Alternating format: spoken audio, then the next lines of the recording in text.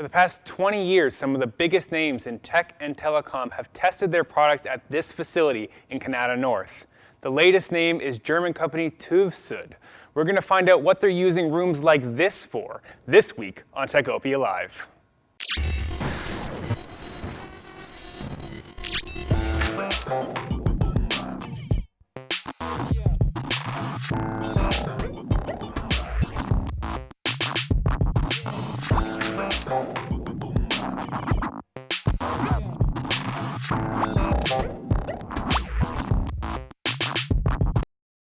Hello, ladies and gentlemen, and welcome to Techopia Live. I'm your host, Craig Lord, the editor here at Techopia.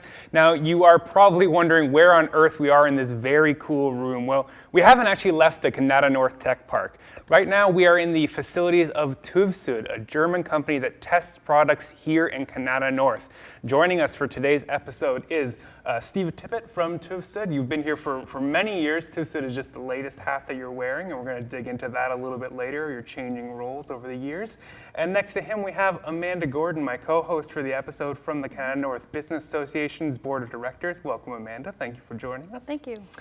Steve, let's get this out of the way first things first. What are we doing in this room? What happens in this room here at TÜV SÜD? Where are we and why?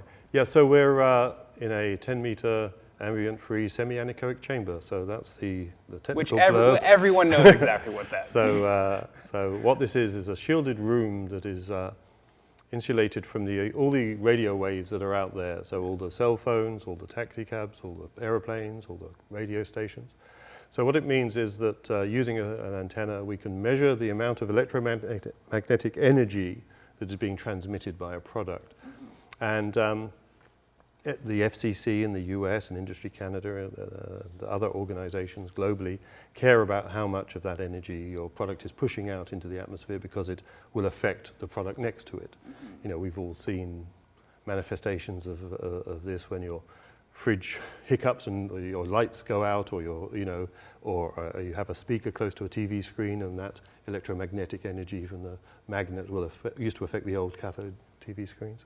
But with big complex systems, especially the sort that we test here, that could bring down the backbone of the network. Yeah. You know, no internet because a product took down a vital product next to it. So obviously the people like Verizon or AT&T and the big service providers, they care very much about reliability. So they have their products. They insist that their products be tested at least to the regulatory standards and sometimes over and above that. But this is just one room of a very large facility in Kanata North. What else happens in this facility right now? Yeah, so this is a chamber for measuring radiated emissions. So as I said, electromagnetic energy that is coming from a product. We also bombard, there are also a lot of susceptibility tests where we will bombard the product with energy of various types, heat, humidity, surges, lightning, simulation of a lightning event, and as we're doing here, electromagnetic energy, and see if it survives. So one part of it is about whether we meet an industry standard for an emissions level. That's what we're doing here. The other part is, will your product survive out there in the big wide world? So usually the law is more concerned about how much you pump out into the environment, whereas the rest of it is to do with the reliability of your product. So we will, as well as this type of test, we will shake them, we will bake them, we will freeze them, we will have a variety of conditions which are the sort of extreme ends of the environment they're going to operate in, and we'll use that to demonstrate, there'll be an official report and, if necessary, certification of that product, so that you know that it's safe for the application that you're selling it for.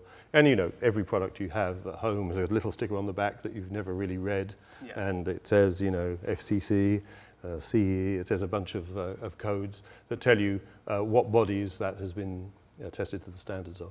And without the test and the test report that comes from an organization like this, you can't sell your product. In fact, you can't give your product away because it's actually, other than for some restrictions on trials, you're allowed to to test them under certain conditions. So but until it's been beaten up here, it's likely not getting into your hands. Into the market. It's That's very exactly critical role for a lot of companies, products to get through.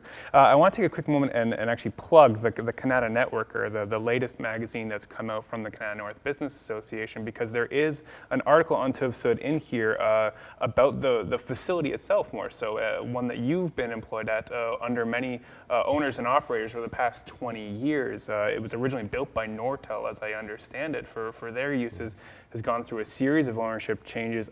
Pick up the Kanata Networker if you want to read more about that, because there's a series of articles in this issue about not just TÜV SÜD, but about companies like Fidus, companies like LSpark, the latest cohort coming out of that accelerator here. Information on the Techtoberfest event that's coming up in just a couple of weeks, so I'm sure you'll want to check that out and learn more about what's going on in the tech park. And that is of great interest to, of course, Amanda, our co-host here. So I'll turn it over to you for a few questions there, Amanda. So you just mentioned that, Steve, you've been in this building for 20 years. Is that what I heard? Yeah, a bit more than. Yes, I came over from the UK in '99 with Nortel. That's amazing. So I'd love to hear how you've seen the tech park change in the last 20 years. Yeah. So there's two stories there. There's the changes, the growth, the expansion, the diversification. We see a wide variety. But underpinning all that is some key sort of telecom backbone companies. You know, now Nokia, Ciena, Ericsson, and others are still here, and in many cases benefited. Either acquired the IP from the Nortel organization, or acquired staff or groups, and so the type of testing and the type of products that was most of our business have actually been quite consistent over that period. The names, interestingly, the individuals who come here and test are often the same people. Okay. The people who test are often the same people. We all work for different companies now, but it's been remarkable how, even though there has been a high degree of volatility at certain times, the sort of reabsorption rate has also been very high. There are periods when many people were laid off, but very soon after, most of those people were reabsorbed, and often doing the same thing with the same products, but just for different companies. In the case of myself, who came over here with Nortel, we were sort of within a year or two of arriving here, we were divested as a part of the organization that you need access to, but you don't need to own. You don't need to own a garage to do car maintenance. It's there. You use it when you need it. So consequently, we went through a few companies. CMAC, a Sherbrooke-based contract manufacturer.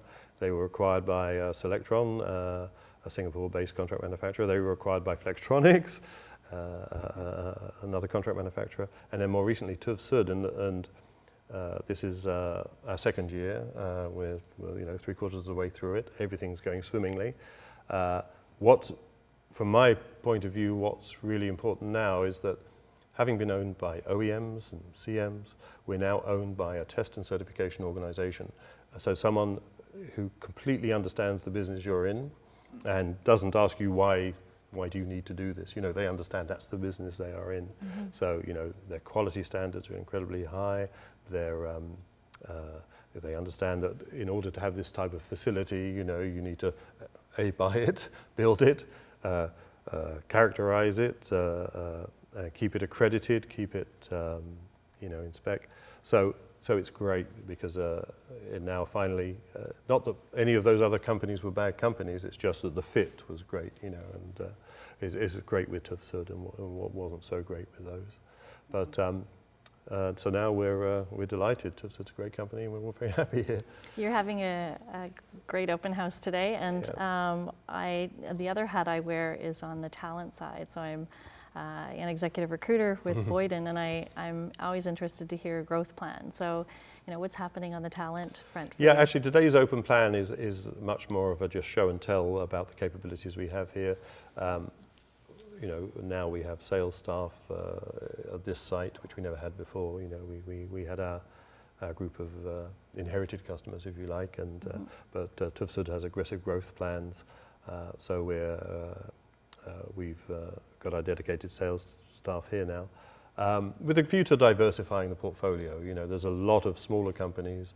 The good thing about this facility and our capability is it scales down easily. We do a lot of big things, so dealing with smaller things is fairly straightforward.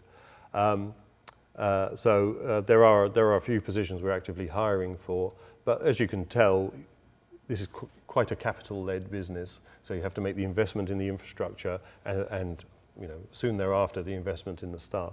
So we have hired a fair few people recently, and we'll be doing more so. We only have one open rec at the moment, but it depends what day you catch us. But we're also putting in another chamber, a smaller version of this. We already have a smaller version of this, but we're going to have another type that is going in next year, and we'll be hiring as soon as we have that up and running to provide, and much more of a 24/7 type service. This can become a bottleneck because it is a regulatory requirement to do this sort of testing.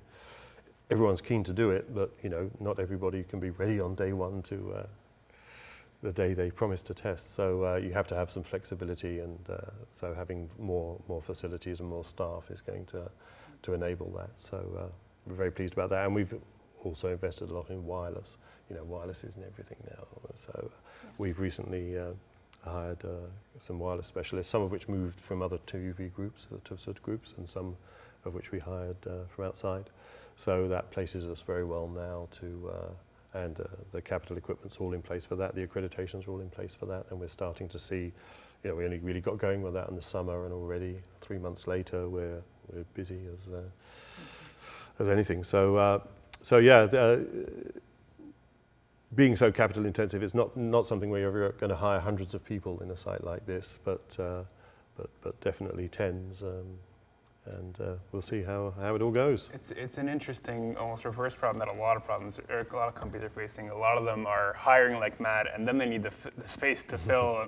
You are building out rooms, building out capabilities, and like, oh, okay, now it's time to get someone to run that room, to run that equipment, that kind of stuff. Yes, because generally for every key function we have several staff who can do it. So. Yeah. It's only when you add another facility, either that's entirely new capability, like with the wireless, we added a couple of people, or you add more bandwidth in another chamber like this, then you need more people to populate it. So you can get it up and running, and you can also demonstrate that everything's good before hiring, and you can wait to see the demand increase, and then say, okay, now we need to hire another, and you keep doing that until everybody's happy. Awesome. Well, it's a very interesting perspective you have here in the tech park over not just the years, but also the clients coming in, the likes of Nokia's and those kinds of companies coming in to test their equipment. So, Steve, it's really great to have you here to break down what you're seeing in the tech park and give us an exclusive peek inside TÜV SÜD and what the facility is doing these days. So, really appreciate, Steve, you coming on the show to tell us, and Amanda Gordon for joining the conversation and digging into what you're interested here in the tech park and from the talent perspective. It was great to have you as always, Amanda. Awesome. Now, very quickly, before I let you go, though, I want to take a quick moment and thank some of our sponsors without whom Techopia Live would not be possible. I want to start with numbercrunch, offering virtual CFO services to SaaS firms. There's TD Bank, offering specialized services for tech firms. There's Perley-Robertson Hill McDougall, a leader in business and tech law. The University of Ottawa Faculty of Engineering, creating the next generation of technical talent. There's Stratford Managers, offering services to help you scale up your tech venture, and KRP Properties, offering so much more than just space. Of course, Techopia Live is not just this fantastic show. We are also available on obj.ca/Techopia with daily articles covering Ottawa's tech scene. You can find us on Facebook and Twitter at Techopia OTT. And if you're watching us on YouTube, please leave us a like and a comment, and please subscribe if you would like to see more of our weekly tech interviews. Apart from that, I just want to thank you very much for joining us again for this week's episode of Techopia Live. We'll see you next week for the next episode covering Ottawa's tech scene. Hope to see you then.